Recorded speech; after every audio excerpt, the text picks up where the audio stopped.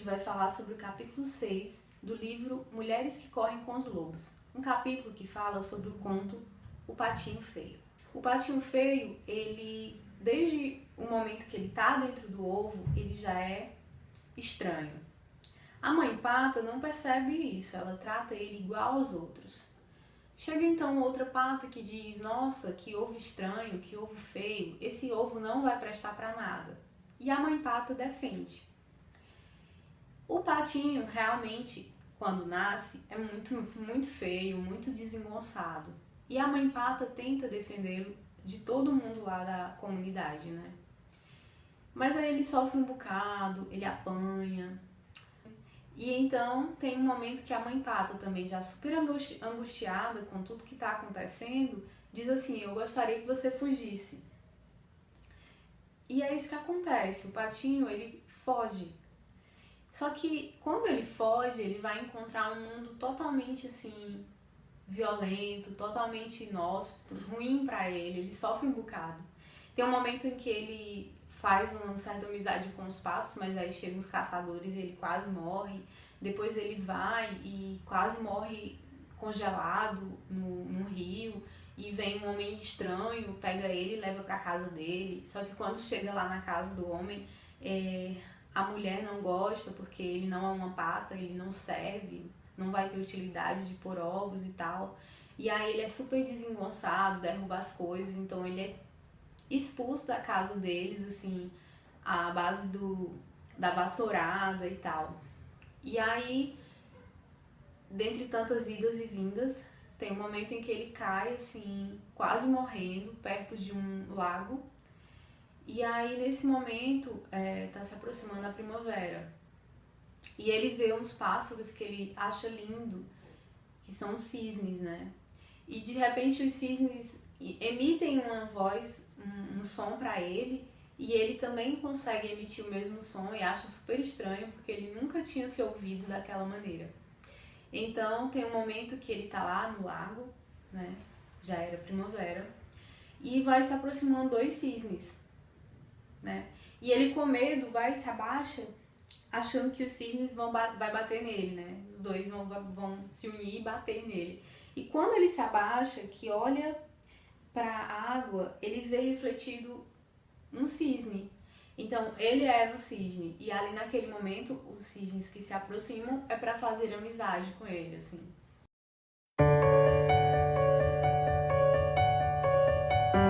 Primeiro ela vai falar sobre os tipos de mães.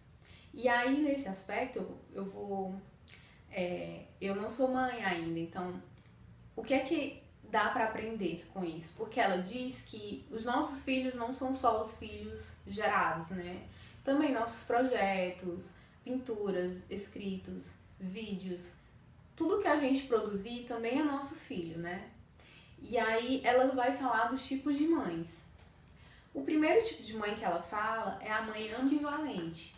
Quem é essa mãe ambivalente? É aquela que ela primeiro começa defendendo o filho, e aí depois quando ela escuta pessoas dizendo: ah, isso não vai dar certo, não sei o que, ele é feio, no caso da mãe pata, né? E aí ela fica realmente dividida nessa ambivalência e acaba cedendo, né? E aí ele fala que a mãe ambivalente é uma mãe que é isolada dos instintos. E as filhas da mãe ambivalente são filhas que têm medo de se impor, de lutar por seus direitos, né? E qual é a cura para essas filhas?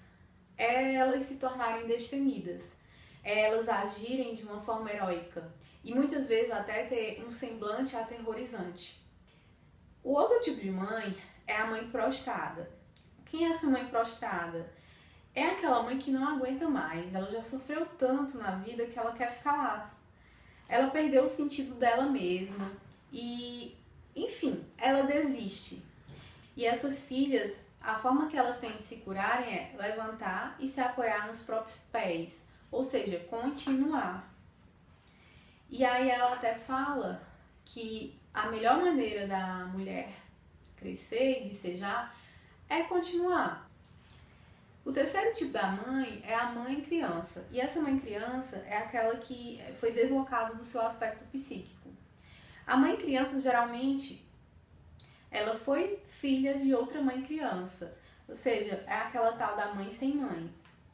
E essa mãe, ela é como se ela se sentisse não merecedora do amor dos filhos. Ela não consegue ser aquela mãe que ela deseja tanto ser, que é o estereótipo da mãe radiante. E a filha da mãe criança, ela tem dificuldade de perder a ingenuidade e de ver as coisas como elas realmente são. Ela é tipo mais boazinha, ela não passou por aquela fase da vasalisa de pegar o fogo e de descobrir o que é quem é quem. Bom, e essa menina geralmente tem um jeito mais infantilizado, essa incapacidade de diferenciar. E elas tendem a ser tudo e querer ser qualquer coisa pra todo mundo. Tudo pra todo mundo, certo? Qual a cura para essa mãe criança, para a filha dessa mãe criança, né? A cura é a mesma que eu vou falar agora da mãe forte, prole forte. A mãe forte, a prole forte, ela é uma mãe, como o nome diz, forte. O que ela ensina? A doutora Clarissa, que as mães fortes geralmente foram mulheres que sofreram muito na vida. São aquelas que passaram pelo tempero do aço, vamos dizer assim.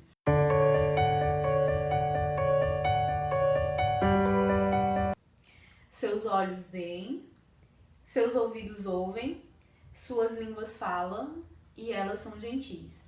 E é essa mulher que você tem que pegar e catar e dizer assim, você é minha mãe. E aí a doutora Clarissa fala que você pode ter muitas mães. Quanto mais mãe, melhor. Essa seria a cura para todos os outros tipos de mães, né? E o que dizer para uma mulher que realmente passou por uma experiência de ter uma mãe destrutiva na infância? O que ela diz é, tranquilize-se. Você não está morta e você não sofreu danos letais. Então existe esperança, assim como o patinho feio. Tem uma parte que ela vai falar sobre as más companhias, né? E ela fala das vezes as mulheres terem uma atitude compulsiva de ir em busca daquilo que já lhe fez mal em algum momento, mas ela vai em busca de novo, achando que vai ter uma outra resposta ou vai ter uma outra experiência e acaba quebrando a cara de novo naquela experiência, né? E aí ela fala sobre o fato das mulheres muitas vezes procurar o remédio errado para aquela dor que elas têm, né? E aí ela dá esses exemplos. Más companhias, excessos nos prazeres que são prejudiciais e destrutivos à vida, e tudo que primeiro a incentiva e a coloca lá no alto para depois atirá-la nos rés do chão. É sobre a aparência indevida. E ela dá o exemplo do patinho, que ele nada muito bem, só que ele nada de um jeito diferente dos outros patos. Então, por mais que ele nade muito bem e não se afogue, mas diante daquele pessoal que tá ali, ele é estranho e ele acaba sendo excluído, bulinado e tudo, deixado de lado. Então, o que é que acontece? Nós, mulheres, podemos ter a aparência ótima, maravilhosa e mesmo assim agirmos de uma forma desengonçada. Principalmente quando a gente está num local que não nos pertence. E aí ela dá um conselho. Abrir canais de grupos de interesses distintos é muito bom, mas é imperioso que a gente não se esforce demais. Porque se você começa a se esforçar demais, aquilo ali não vai ficar uma coisa muito autêntica, não vai ser você. E aí as pessoas percebem, você mesma não vai ficar muito feliz naquele espaço. Enfim, você pode até ir para locais distintos, com gostos diferentes e tal, mas não se esforce tanto, seja você. O essencial é que você seja você. Sentimentos congelados e criatividade congelada é outro ponto do texto. E aí ele vai falar que nesse ponto o patinho tá lá, né, e se congela dentro do rio, dentro do lago, e seriam que, assim, as mulheres às vezes, como uma defesa, elas congelam os sentimentos, ficando frias.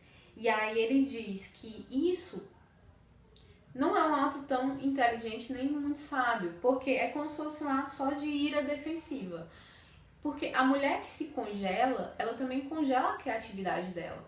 Ela fica fria, sim, numa tentativa de defesa, mas ela também congela a própria criatividade, o fogo dela, de vicejar e tudo, de florescer. E aí ele diz, qual é a solução? Se mexa, faça suas coisas. Se você é escritora, escreva. Se você é uma pintora, pinte. Se você é uma atriz, atue. Porque a melhor maneira de você não se congelar no local é você se mexer. O outro ponto que ele fala é sobre o estranho que está passando, né, no local. O patinho está lá quase morrendo, passa um estranho e leva ele para casa dele. E isso tá nas situações em que a gente vive e tá assim quase morrendo, situações em que a gente tá em apuro total, sei lá, tá desempregada, tá sem dinheiro, tá doente, o pai morreu, a mãe tá com câncer, alguma coisa desse tipo, e aí aparece uma pessoa muito especial naquele momento e te dá um apoio e você se sente na dívida com aquela pessoa e tudo. E ela disse que nem sempre aquela pessoa é do seu grupo. Ela pode sim ter surgido no momento que você precisava e ter sido tipo o seu bote salvador. Mas não quer dizer que você vai ter que ficar ali naquele bote salvador para sempre, entende? Você só se salva e se não for realmente do seu grupo, parte para outra, vai conhecer e vai atrás do seu grupo mesmo.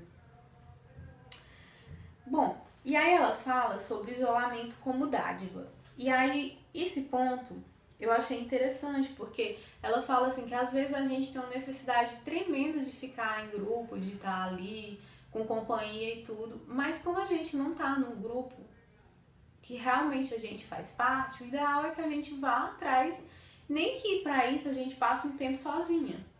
E as dádivas do isolamento são: elimina a fraqueza com os golpes, erradica as lamentações, proporciona um insight penetrante, aguça nossa intuição, assegura o poder incisivo de observação e de visão de perspectivas jamais alcançadas. Que quando chega a primavera, né, tudo vai ficando verdinho, tudo vai se modificando e a gente vai realmente saindo daquela fase de inverno, e é nesse momento que a gente pode renascer, né? E depois do inverno sempre tem uma primavera. A mensagem dela é que a gente nunca desista, que a gente persista e vá em busca, vá sempre atrás, que a gente aguarde, confie e que a gente faça a nossa parte, né? E aceite aquilo que nos alimenta, que alimenta o nosso self, que alimenta a nossa psique.